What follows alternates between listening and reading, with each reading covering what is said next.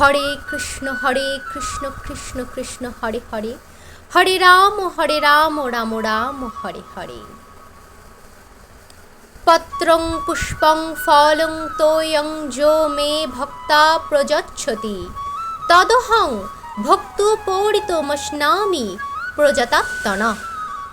যে বিশুদ্ধ চিত্ত নিষ্কাম ভক্ত ভক্তি সহকারে আমাকে পুত্র পুষ্প ফল ও জল অর্পণ করেন, আমি তার সেই ভক্তিপ্লুত উপহার প্রীতি সহকারে গ্রহণ করি।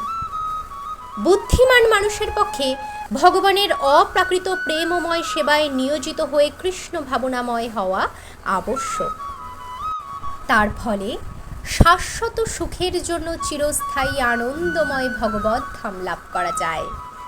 এই প্রকার বিস্ময়কর ফল লাভ করার পদ্ধতি অত্যন্ত সহজ এবং এমনকি অত্যন্ত দরিদ্রতম ব্যক্তিও কোনো রকম যোগ্যতা ছাড়াই এর অনুশীলন করতে পারে। এটি লাভ করার পক্ষে একমাত্র যোগ্যতা হচ্ছে ভগবানের শুদ্ধ ভক্ত হওয়া। কার কি পদমর্যাদা অথবা তার স্থিতি কি, তাতে কিচ্ছু যায় আসে না। পন্থাটি এতই সহজ যে অকৃত্রিম প্রেম ও ভক্তি সহকারে এমনকি একটি পত্র অথবা একটু জল অথবা ফল পরমেশ্বর ভগবানকে অর্পণ করা যেতে পারে এবং ভগবান তা গ্রহণ করে সন্তুষ্ট হবেন।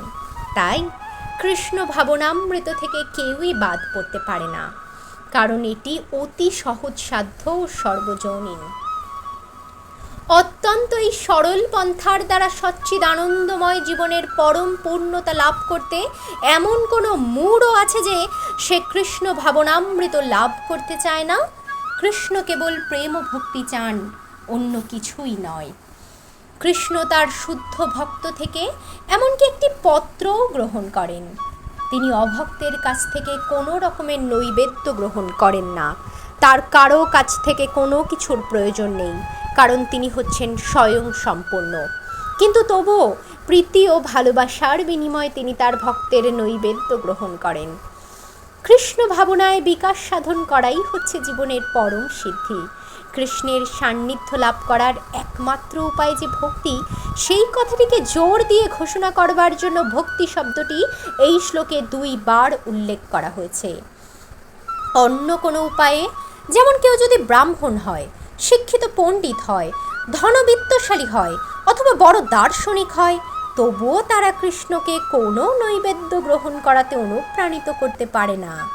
ভক্তির মৌলিক বিধান ব্যতীত কারো কাছ থেকে কোনো কিছুই গ্রহণ করাতে ভগবানকে কেউই অনুপ্রাণিত করতে পারে না। ভক্তি হচ্ছে অহৈতুকী, পন্থাটি হচ্ছে শাশ্বত। এটি পরম তত্ত্বের প্রতি প্রত্যক্ষ সেবা সম্পাদন। ভগবান শ্রীকৃষ্ণ পূর্বেই প্রতিপন্ন করেছেন যে তিনি হচ্ছেন একমাত্র ভোক্তা, আদি পুরুষ ও সমস্ত যজ্ঞের পরম লক্ষ্য। এই শ্লোকে তিনি বলেছেন কী ধরনের যজ্ঞ তার প্রীতি উৎপাদন করে। কেউ যদি হৃদয়কে নির্মল করার জন্য এবং জীবনের পরম প্রয়োজন প্রেমময়ী ভগবৎ সেবা প্রাপ্ত হবার জন্য ভক্তিযোগে নিয়োজিত হবার অভিলাষী হয়, তাহলে তাকে জানতে হবে ভগবান তার কাছ থেকে কি প্রত্যাশা করেন। যিনি শ্রীকৃষ্ণকে ভালোবাসেন তিনি তাকে কেবল সেই জিনিসগুলিই অর্পণ করেন যা তার প্রিয়। তিনি কখনো অবাঞ্ছিত অথবা প্রতিকূল বস্তু শ্রীকৃষ্ণকে নিবেদন করেন না। তাই মাছ, মাংস, ডিম আদি কখনোই শ্রীকৃষ্ণের ভোগের যোগ্য নয়। যদি শ্রীকৃষ্ণ চাইতেন যে এই সমস্ত দ্রব্যগুলি তাকে অর্পণ করা হোক, তাহলে তিনি সেই কথা বলতেন, কিন্তু তার পরিবর্তে তিনি বলেছেন যে পাতা, ফল, ফুল ও জল আদি দ্রব্যই যেন কেবল তাকে অর্পণ করা হয়। এই প্রকার ভোগ সম্বন্ধে তিনি বলেছেন যে আমি সেগুলি গ্রহণ করব। তাই আমাদের বোঝা উচিত যে তিনি মাছ, মাংস, ডিম আদি কখনোই গ্রহণ করেন না। শাকসবজি, অন্ন, ফল, দুধ ও জল মানুষের উপযুক্ত আহার। ভগবান শ্রীকৃষ্ণ নিজে সেই বিধান দিয়ে গেছেন। এই সমস্ত সাত্ত্বিক সামগ্রী ব্যতীত আমরা যদি অন্য কিছু আহার করি, তবে তা কখনোই শ্রীকৃষ্ণকে নিবেদন করে তার প্রসাদরূপে গ্রহণ করা যায় না, কারণ তিনি কখনোই তা গ্রহণ করেন না। অতএব যদি আমরা মাছ, মাংস আদি নিষিদ্ধ পদার্থ ভগবানকে অর্পণ করি, তাহলে তা প্রেমময়ী ভগবৎ ভক্তির প্রতিকূল আচরণ করা হবে। তৃতীয় অধ্যায় 13 শ্লোকে ভগবান শ্রীকৃষ্ণ বর্ণনা করেছেন যে কেবলমাত্র যজ্ঞাবশিষ্ট অন্নই হচ্ছে শুদ্ধ। তাই যে সমস্ত মানুষ পারমার্থিক উন্নতি এবং মায়াবন্ধন থেকে মুক্তির অভিলাষী, তাদের পক্ষে এই অন্নই হচ্ছে আহার্য। ভগবানকে উৎসর্গ না করে যারা খাদ্য আহার করে, ভগবান সেই একই শ্লোকে বলেছেন যে তারা তাদের পাপ ভক্ষণ করে। পক্ষান্তরে তাদের প্রতিটি গ্রাস তাদেরকে মায়াজালের বন্ধনে আবদ্ধ করে।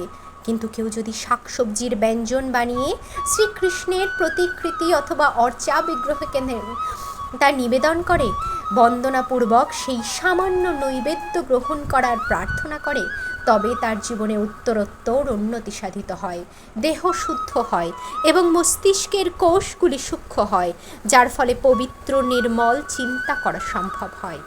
তবে সব সময় আমাদের মনে রাখতে হবে যে এই সমস্ত ভোগ যেন প্রেম ও ভক্তি সহকারে নিবেদন করা হয়।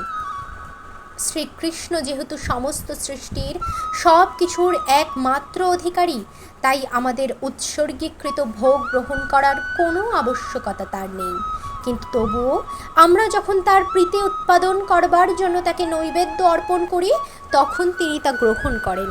আর ভোগ তৈরি করা এবং নিবেদন করার গুরুত্বপূর্ণ বিচার হচ্ছে তা করা উচিত শ্রীকৃষ্ণের প্রতি প্রেম ও ভক্তি সহকারে। নির্বিশেষবাদী দার্শনিকেরা যারা মোহাচ্ছন্ন হয়ে মনে করে যে পরম তত্ত্ব ইন্দ্রিয়বিহীন, ভগবদ্গীতার এই শ্লোকটি তাদের বোধগম্য হয় না। তাদের কাছে এটি কেবল রূপক অলঙ্কার মাত্র, অথবা তারা এটিকে গীতার প্রবক্তা শ্রীকৃষ্ণ যে একজন সাধারণ মানুষ তার প্রমাণ বলে মনে করে। কিন্তু যথার্থ সত্য হচ্ছে যে পরমেশ্বর ভগবান শ্রীকৃষ্ণ দিব্য ইন্দ্রিয় সম্পন্ন।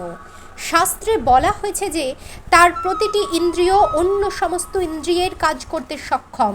সেটিই হচ্ছে শ্রীকৃষ্ণকে অদ্বয় পরম তত্ত্ব বলার অর্থ। তিনি যদি ইন্দ্রিয়বিহীন হতেন, তাহলে তাকে ষড়ৈশ্বর্যপূর্ণ বলা হতো না। সপ্তম অধ্যায়ে শ্রীকৃষ্ণ বলেছেন যে তিনি দৃষ্টিপাত করার মাধ্যমে জড়া প্রকৃতির গর্ভে জীবদের প্রেরণ করেন। তেমনি ভোগ অর্পণ করে ভক্ত যখন প্রেমময়ী প্রার্থনার দ্বারা ভগবানকে তা নিবেদন করেন, ভগবান তখন তা শুনতে পান এবং তখন তা আহার গ্রহণ করেন। আমাদের মনে রাখা উচিত যে তিনি হচ্ছেন পরম তত্ত্ব। তাই তার শ্রবণ করা, ভোজন করা এবং স্বাদ আস্বাদন করার মধ্যে কোনো পার্থক্য নেই। ভক্তই কেবল ভগবান শ্রীকৃষ্ণের বর্ণনা অনুসারে ভগবানের স্বরূপ উপলব্ধি করে থাকেন, অর্থাৎ তিনি ভগবানের বর্ণনার কদার্থ করেন না। তাই তিনি জানেন যে অদ্বয় পরম তত্ত্ব ভোগ আহার করেন এবং তার ফলে তিনি আনন্দ উপভোগ করেন। যৎ করসি যৎ স্নাসি যজ্জুহোষি দদাসি যৎ যত্তপস্যসি কৌন্তেয় তৎকুরুষ্য মদর্পণম। হে কৌন্তেয়, তুমি যা অনুষ্ঠান করো, যা আহার করো, যা হোম করো, যা দান করো এবং যে তপস্যা করো, সেই সমস্তই আমাকে সমর্পণ করো। প্রতিটি মানুষেরই প্রধান কর্তব্য হচ্ছে তার জীবনকে এমনভাবে গড়ে তোলা যাতে কোনো অবস্থাতেই সে শ্রীকৃষ্ণকে ভুলে না যায়। দেহ আত্মাকে একই সঙ্গে যথাযথভাবে সংরক্ষণ করার জন্য সকলকেই কর্ম করতে হয়। তাই শ্রীকৃষ্ণ এখানে আদেশ দিয়েছেন সমস্ত কর্ম যেন কেবল তার জন্যই করা হয়। জীবন ধারণের জন্য সকলেরই কিছু আহার করতে হয়। অতএব সমস্ত খাদ্যদ্রব্য শ্রীকৃষ্ণকে নিবেদন করে তার প্রসাদ গ্রহণ করা উচিত। প্রত্যেক সভ্য মানুষেরই কিছু ধর্মীয় আচার অনুষ্ঠান করতে হয়। অতএব শ্রীকৃষ্ণ আদেশ দিয়েছেন এই সব কিছুই আমার জন্য করো, এবং একে বলা হয় অর্চন। সকলেরই কিছু না কিছু দান করার প্রবৃত্তি আছে। শ্রীকৃষ্ণ তাই বলেছেন আমাকে দান করো। এর তাৎপর্য হচ্ছে যে সমস্ত সঞ্চিত ধন কৃষ্ণ ভাবনামৃত আন্দোলনের প্রসারের জন্য উৎসর্গ করা উচিত। আজকাল ধ্যানযোগ পদ্ধতির প্রতি মানুষের অভিরুচি উত্তরোত্তর বেড়ে চলেছে, কিন্তু এই যুগের পক্ষে তা বাস্তবসম্মত নয়। কিন্তু যে মানুষ জপমালায় হরে কৃষ্ণ মহামন্ত্র জপ করতে করতে 24 ঘন্টা শ্রীকৃষ্ণের ধ্যানে নিমগ্ন থাকার অভ্যাস করেন, তিনি নিশ্চিত রূপে পরম যোগী। সেই কথা ভগবদ্গীতার 6ঠ অধ্যায়ে প্রতিপন্ন করা হয়েছে। শুভাশুভ ফলৈরেবং মুখ্যসে কর্মবন্ধনৈ সন্ন্যাস যোগযুক্তাত্মা বিমুক্ত মামোপৈষ্যসি। এভাবেই আমাদের সমস্ত কর্ম অর্পণ করা শুভ অশুভ ফল বিশিষ্ট কর্মের বন্ধন থেকে মুক্ত হবে। এভাবেই সন্ন্যাস যোগে মুক্ত হয়ে তুমি মুক্ত হবে এবং আমাকেই প্রাপ্ত হবে। যিনি গুরুদেবের নির্দেশে কৃষ্ণ ভাবনাময় কর্মের অনুষ্ঠান করেন তাকে যুক্ত বলা হয়। একে পরিভাষায় বলা হয় যুক্ত বৈরাগ্য। শ্রীলরূপ গোস্বামী পাদ এই অবস্থাকে বিশদভাবে ব্যাখ্যা করেছেন এভাবে: অনাসক্তস্য বিষয়ান যথার্হমুপযুঞ্জত নির্বন্ধ কৃষ্ণ সম্বন্ধে যুক্তং বৈরাগ্যমুচ্যতে। শ্রীলরূপ গোস্বামী বলেছেন যে যতক্ষণ আমরা এই সংসারে আছি ততক্ষণ আমাদের কর্ম করতেই হবে। আমরা কখনোই কাজ না করে থাকতে পারি না। তাই আমরা যদি কর্ম করে তার ফল শ্রীকৃষ্ণকে অর্পণ করি তখন তাকে বলা হয় যুক্ত বৈরাগ্য। এই সন্ন্যাস যোগযুক্ত ক্রিয়া চিত্তরূপী দর্পণকে পরিমার্জিত করে এবং তার ফলে অনুশীলনকারী ক্রমশ পারমার্থিক উপলব্ধিতে উন্নতি সাধন করেন এবং তখন তিনি পূর্ণরূপে পরম পুরুষোত্তম ভগবানের শরণাগত হন। সুতরাং অবশেষে তিনি বিশিষ্ট মুক্তি লাভ করেন। এই মুক্তির ফলে তিনি ব্রহ্মজ্যোতিতে বিলীন হয়ে যান না। পক্ষান্তরে তিনি পরমেশ্বর ভগবানের ধামে প্রবেশ করেন। ভগবান এখানে স্পষ্টই বলেছেন মামোপৈষ্যসি, সে আমার কাছে চলে আসে, অর্থাৎ সে তার যথার্থ আবাস ভগবত ধামে ফিরে যায়।